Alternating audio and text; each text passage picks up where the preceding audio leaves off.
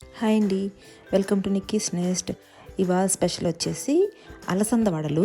But నేనేం చేశానంటే అలసంద వడలతో పాటు కొంచెం మంచి శనగపప్పు ఉంటుంది కదా, పచ్చెనగపప్పు అంటాం, దాన్ని కూడా కొంచెం మిక్స్ చేశాను అనమాట. అలసందలు బొబ్బర్లు అని కూడా అంటుంటారు. ఉత్త అలసందలతో చేస్తే వడ ఏమవుతుందంటే కొంచెం మెత్తగా వస్తుందన్నమాట, తర్వాత కూడా రబ్బరీగా అలా అయిపోతుంది. సో కొంచెం శనగపప్పులు కూడా యాడ్ చేసి చూద్దామని చూస్తున్నాను అనమాట. ఈ ప్రాసెస్ వచ్చేసి ఈ బొబ్బర్లు ఉంటాయి కదా, ముందు రోజునైతే నానబెట్టుకునేసేసేయాలి. నేనేం చేశానంటే కరెక్ట్గా బొబ్బర్లకి ఒక హాఫ్ కూడా కాదు, 1/4 పాట మంచి శనగలు కూడా నానబెట్టుకున్నాను. బట్ శనగలు మార్నింగ్ ఒక 2 అవర్స్ ముందు నానబెట్టుకున్నా ఓకే. ఇలా నానబెట్టుకునింది వచ్చి ఫస్ట్ బొబ్బర్లు వేసుకొని దాంతోపాటు అల్లము, తెల్లగడ్డ, కొంచెం సోంపు, ఒక 2 లవంగాలు, కాస్త దాల్చిన చెక్క వేసి మిక్సీ పట్టేసుకున్నాను. తర్వాత కొంచెం మెత్తగా అయ్యాక మళ్ళీ ఈ మంచెనగపప్పు కూడా యాడ్ చేసుకున్నాను నానబెట్టింది.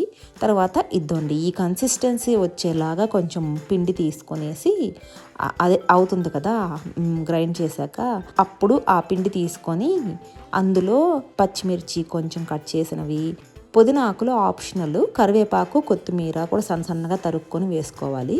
ఇక్కడ ఈ ఆనియన్స్ ఉంటాయి కదా, ఆనియన్స్ కూడా కొంచెం సన్నగా కట్ చేసుకొని వేసుకోవాలి.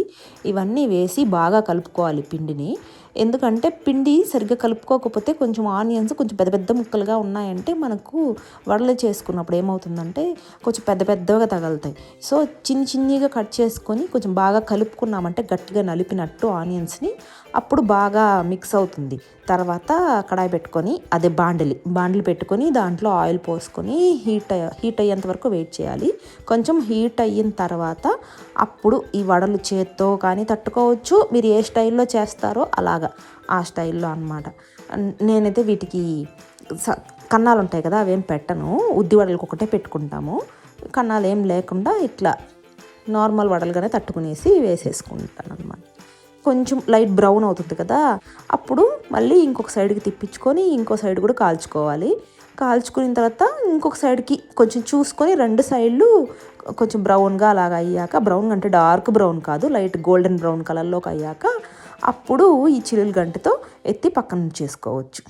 ఇప్పుడు ఒకసారి తుంచి చూసారంటే మీకే అర్థమవుతుంది, పైన క్రిస్పీగా లోపల మెత్తగా బాగా అనిపిస్తుంది. టేస్ట్ కూడా వీటికి చట్నీ ఏం అక్కర్లేదు, స్నాక్స్ లాగా కూడా తినేసేయచ్చు, పిల్లలకు కూడా ఇష్టపడతారు.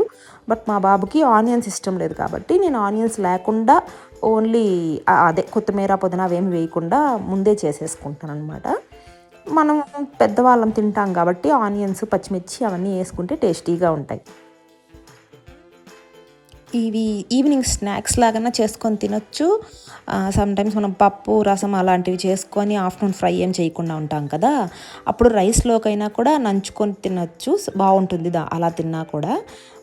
ఇవే మన అలసందల వడలు, అందులో కొంచెం శనగపప్పు యాడ్ చేసినవి అనమాట.